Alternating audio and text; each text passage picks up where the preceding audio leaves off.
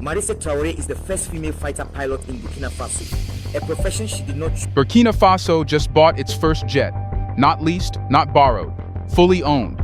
But within days, strange videos began flooding the internet. Claims of secret jet factories, Burkina Faso-built aircraft, and a company called Burkina Air, said to rival Boeing. Is Burkina Faso quietly building its air force? Or is this the biggest illusion the continent's ever seen? Let's find out.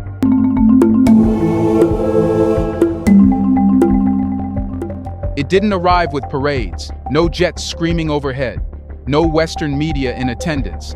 But the moment Air Burkina's new Embraer 170 rolled onto the Ouagadougou runway, a quiet line had been crossed.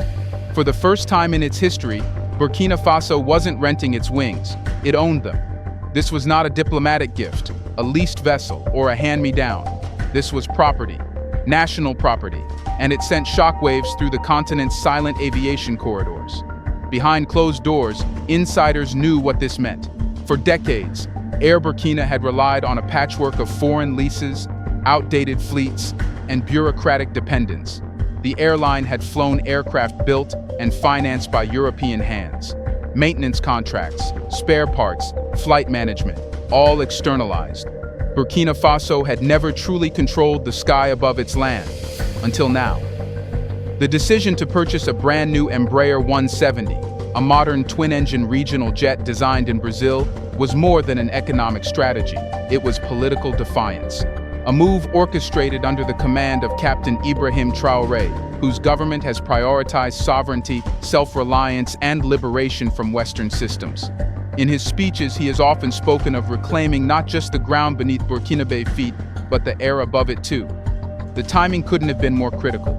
West Africa is reconfiguring itself. Niger, Mali, and Burkina Faso have turned their backs on France, challenging colonial-era agreements, refusing debt traps, and forming military and economic pacts. Owning a commercial jet, for many, seemed like a minor detail in that geopolitical shift. But it wasn't minor. To own a jet is to own a route. It means you decide where it flies, what it carries, and who it serves. For Burkina Faso, this acquisition opened the door to independent routes between Sahelian states, bypassing traditional West African airline monopolies and Eurocentric air hubs. It meant cheaper cargo flights for mining exports, quicker medical evacuations, and regional tourism that didn't need a stopover in Paris. And symbolically, it struck deep into the heart of the dependency model that has long defined African aviation. While other airlines struggled under ballooning lease debts and foreign control, Burkina Faso had quietly planted a flag in the jet age. But it was what followed next that turned this quiet breakthrough into something stranger, almost surreal. As news of the Embraer purchase trickled across Africa, a wave of digital content erupted, not from official state channels, but from TikTok accounts, Telegram groups, and obscure YouTube creators. They weren't celebrating the jet itself. They were claiming something much bigger, that Burkina Faso wasn't just buying planes, it was building them. Suddenly, the Embraer story became fuel for a larger fire. Edits appeared showing advanced aircraft with Burkina Faso flags, underground hangars, and Burkina Air logos stamped across futuristic wings. Some claimed a new aerospace program had been launched in total secrecy. Others said Traoré had signed deals with Iran, China, or even Russia to transfer aerospace technology into the heart of the Sahel. And just like that, a simple aircraft purchase became the seed of a myth, a powerful one that blurred the lines between reality and imagination. The jet was real, but what about everything else? Could a single purchase spark an entire industry, or was something deeper and more deliberate unfolding behind the curtain? Let's pause for a second to say big thank you to the Black Culture Diary community, where Black voices, stories, and legacies are preserved and amplified. By becoming a member, you're not just supporting the channel, you're becoming part of a powerful cultural movement.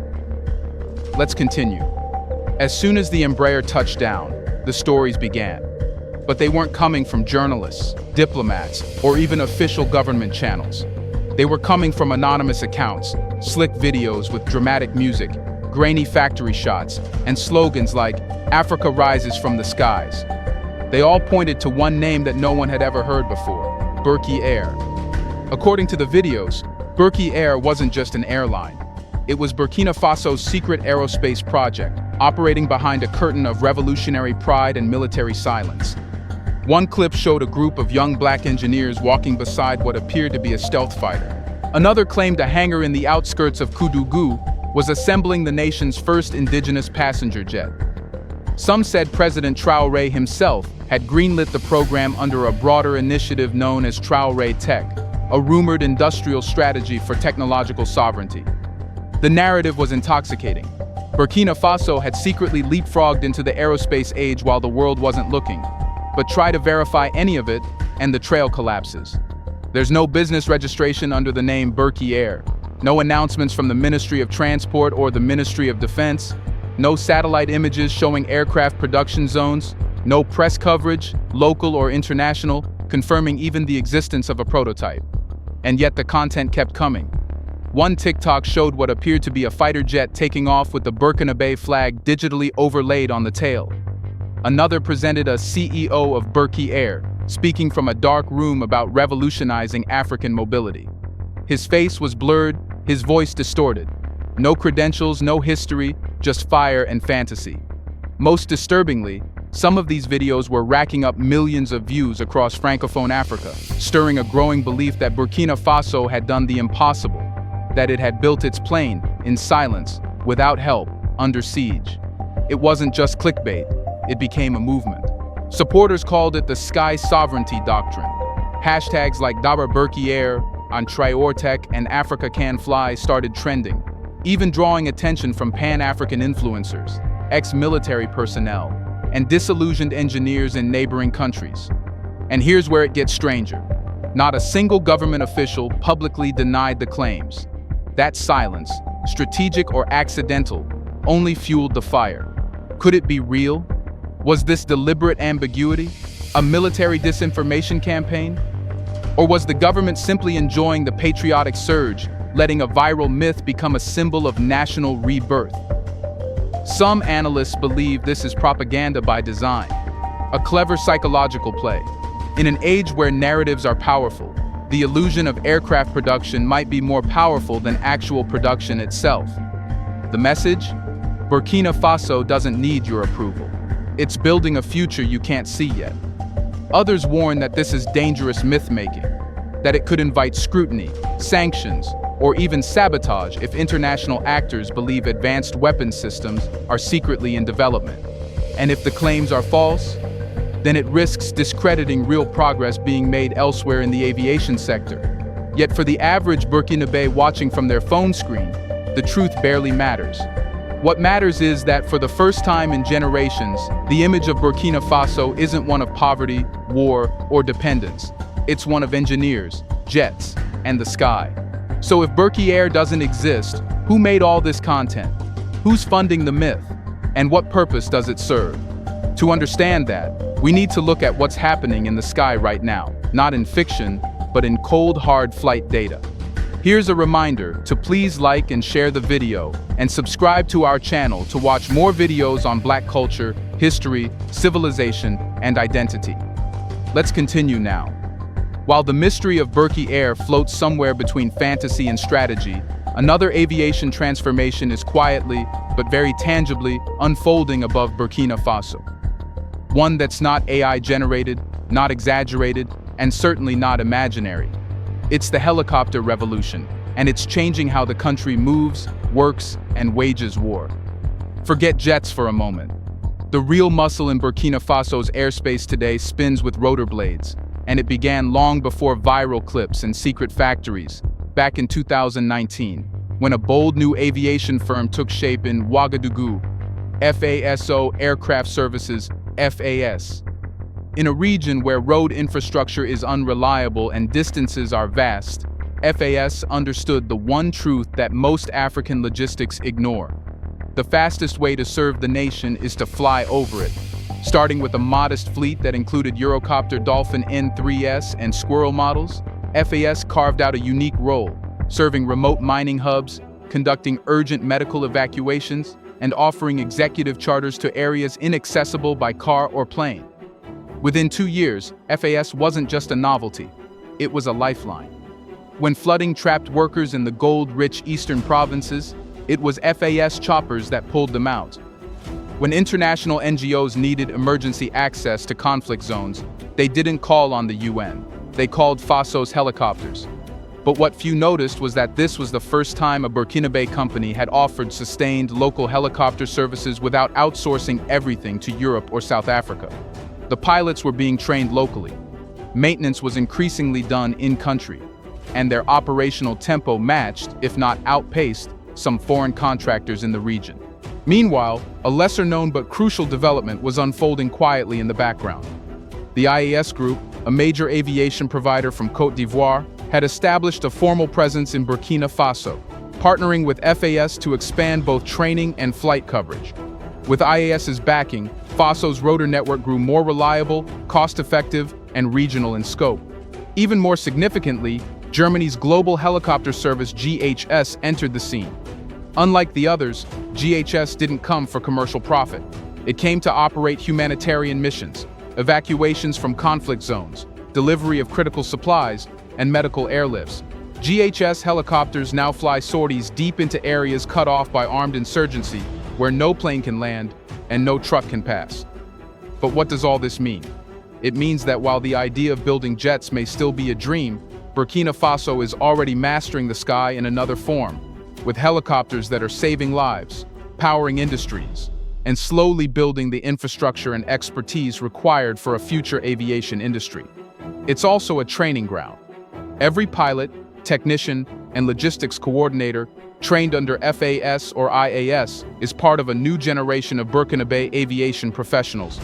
These are the very people who, if the country ever does build planes, will be the ones capable of flying them, fixing them, and managing their operations. And for a country facing internal conflict, helicopters are not a luxury. They're a strategic necessity. The Burkinabe Armed Forces now operate Mi-17s, AS-350s, and AW-139s, used to strike enemy camps, resupply remote bases, and patrol borders no car could reach. They're not manufactured locally, but they're being flown, maintained, and deployed by Burkinabe hands. That alone marks a tectonic shift from past dependency. So the question becomes, if helicopters are working, if they're already transforming how Burkina Faso operates, then what's the next logical step?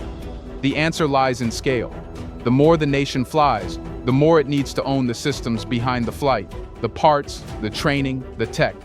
And that takes us deeper into a quieter, longer-term story. One not told through viral videos, but through procurement deals, tech partnerships, and industrial ambition. Burkina Faso's helicopter operations have proven one thing. Flight without Western dependence is possible, at least in part. But owning aircraft, even helicopters that serve the nation with precision and urgency, is still a far cry from building them. The leap from operator to manufacturer isn't just a technological transition. It's an industrial transformation, and it requires the very thing that neither viral videos nor dreams can fabricate: infrastructure. And right now, that's what Burkina Faso is missing. Manufacturing even basic aircraft components like landing gear, fuel valves, or composite panels requires a labyrinth of specialized factories, CAD design labs, robotic assembly lines, and most importantly, certified engineers and aeronautical regulatory frameworks. These aren't built overnight. They are cultivated over decades, often with support from established aerospace nations.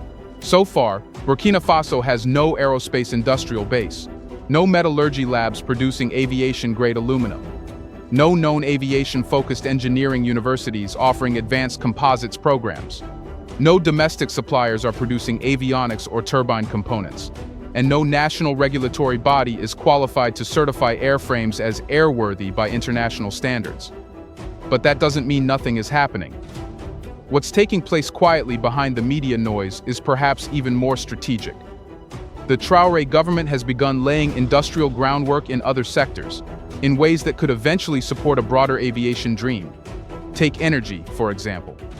In the last year alone, Burkina Faso has signed multiple MOUs with Russia and Rwanda on nuclear cooperation, not for weapons, but for civilian energy and research capacity. Nuclear reactors, once constructed, can power more than just cities. They can power industrial zones. The government has also ramped up investment in agro-processing, mining tech, and domestic gold refining, creating a network of machine-heavy sectors that demand logistics, engineering expertise, and domestic fabrication capabilities. These sectors could become foundations for an aviation supply chain if guided correctly. Engineers working on gold refinery pumps today may be the same technicians manufacturing landing gear hydraulic systems tomorrow if the educational and industrial conversion happens. Then there's the question of partnerships. While the West has distanced itself from the Sahel, Burkina Faso has leaned into alternative alliances. Countries like Iran, Russia, and China, each with advanced aviation sectors, have existing programs for aerospace knowledge transfer to friendly nations. Iran, for instance, has supported Venezuela in UAV development and military drone production under heavy sanctions. Russia has long collaborated with Algeria and Egypt on aircraft servicing and pilot training. China, too, has flooded Africa with low-cost civilian aircraft and drone tech, opening doors to joint venture assembly programs. If Burkina Faso is to enter the aviation manufacturing game, it likely won't be alone. It will piggyback off one of these nations' blueprints, assembling kits, building subcomponents, and gradually acquiring knowledge over a decade. That's how Brazil did it with Embraer. That's how Turkey entered the drone market. Even India's aerospace sector began as a licensed assembly for Soviet MiGs. The final ingredient is education. There's a quiet push underway to reorient Burkina Faso's universities and polytechnics toward applied sciences.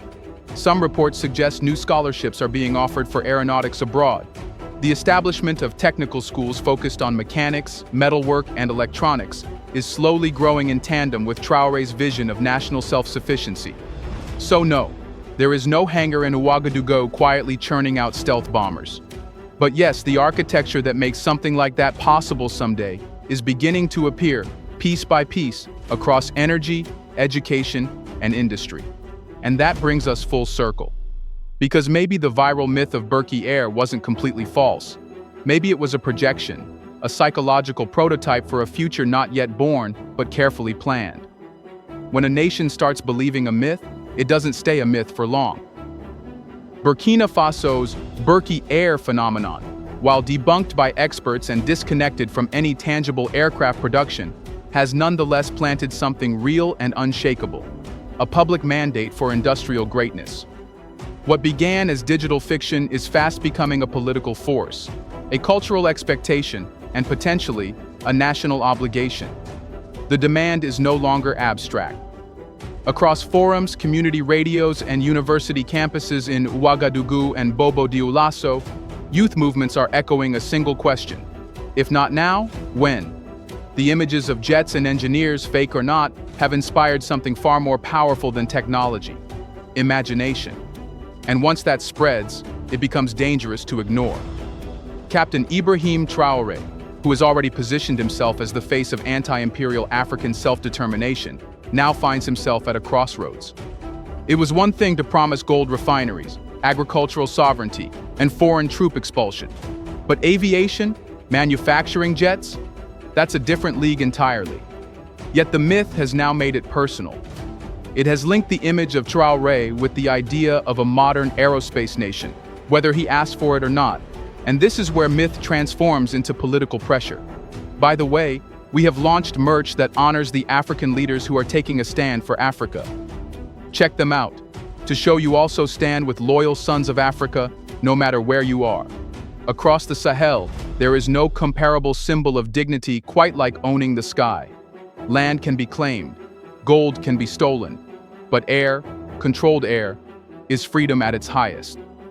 The myth of Burkina Air gives Burkina Faso's youth a vision of power that doesn't rely on colonial pathways. It promises factories instead of aid, technicians instead of NGOs, pilots instead of poverty. It offers the hope of a future where Africans are not just passengers, but builders, inventors, and controllers of movement itself. That's why this myth has become dangerous, not because it deceives, but because it inspires too well. And the government now knows this. Officials in the Ministry of Innovation have reportedly begun holding closed-door meetings to assess feasibility studies on local component manufacturing. Rumors suggest preliminary talks with Middle Eastern and Asian nations for training programs, assembly kits, and potential drone-building labs. None of this has been confirmed publicly, but the momentum is undeniable. Already, opposition critics are accusing the government of leveraging the myth for political distraction, arguing that feeding unrealistic hopes could backfire if results don't materialize. But supporters see things differently. They argue that the myth is not a lie, it's a challenge, once the government has no choice but to answer. Even if Burkina Faso can't build a jet from scratch tomorrow, the people now expect progress. They expect visible steps, new aerospace schools, pilot academies, drone initiatives, licensing authorities, and domestic maintenance programs. They expect to see blueprints, not just TikToks. This isn't just a test of engineering anymore, it's a test of national credibility. If the myth of Burkina Air is allowed to fade, it could signal betrayal. But if even pieces of it are realized, it could cement Traoré's place in history as the first African leader to turn fiction into industry through pure willpower. The question then is no longer, is Burkina Air real? The question is, can the government afford for it not to be? Because in today's Burkina Faso, belief moves faster than bureaucracy. And once the people begin dreaming at altitude, no leader can keep them grounded for long. And so the countdown begins, not for the next jet arrival, but for the first sign that something truly Burkinabe is being built, not just flown. Will the skies open for real this time? Or has the myth outrun the machine? Let us know in the comments section. Will Traoré make this a reality? Do you want to watch more videos like this one? If so, subscribe to our channel and press the bell icon next to it. We have decided to bring videos on something nobody talks about: the Black culture, civilization, history, and evidence about how glorious Blacks have been. Thanks for watching, and until the next video, stay tuned.